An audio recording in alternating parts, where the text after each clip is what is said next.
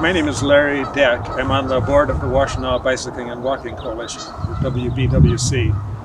The mission of WBWC is to make Washtenaw County a national leader in bicycling and walking by improving facilities, policies, and community support through advocacy and education. We work with public entities and private partners around the county to help make this happen, to help make Washtenaw County a national leader.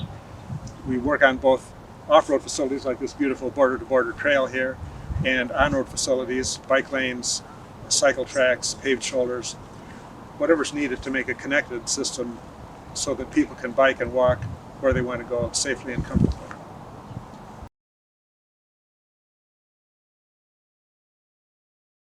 Biking and walking obviously have health benefits. That's one of the big things about it. You know, it's good for your physical health and good for your mental state of mind to help kind of get relaxed and in tune with nature and just feeling good. Also, of course, there's the environmental benefits.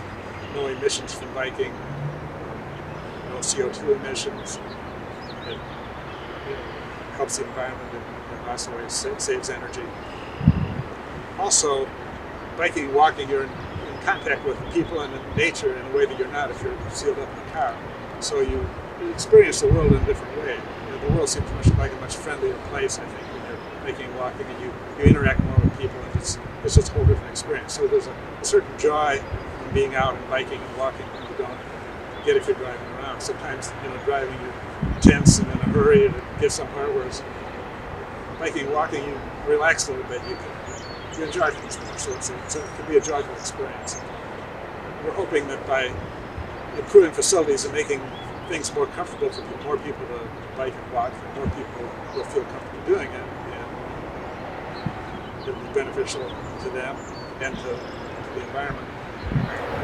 WBWC works on a lot of issues to improve bicycling and walking throughout Ann Arbor and through Washtenaw County. One of the projects we've worked on regarding walking is crosswalks, mid-block crosswalks. Some years ago, we did a little video showing somebody with a cane, a blind person trying to cross a crosswalk, and cars just kept zipping by. People weren't stopping, allowing that person to cross. We showed this to council people, and they were appalled by what was going on. So they saw a need to improve crosswalks and improve awareness of the law and enforcement of that. So, my wife and I like to do long rides by hike and make it a vacation. One way to do that is by combining train travel and bike travel. So often we've put bikes on a train and then taken that to somewhere and then bike back to somewhere and then maybe taking the train back. For example, one of our rides, as I may mention, we biked across country in pieces from the Pacific to the Atlantic. And we combined train travel on a lot of those trips. So for example, one trip we took the train to Glacier Park in Montana with our bikes, biked across Montana and North Dakota to Fargo over a period of 3 or 4 weeks, and then put the bike on the train in Fargo, and then came back to Ann Arbor that way. So train travel and biking work well together.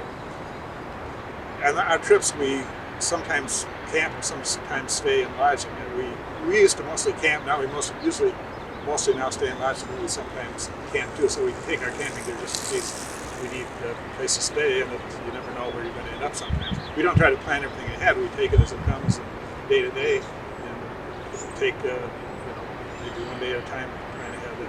And so it gives you a lot of flexibility, and you can see the country, see the world, or traveling around the state. You see the state in a way that you don't normally see things if you're driving.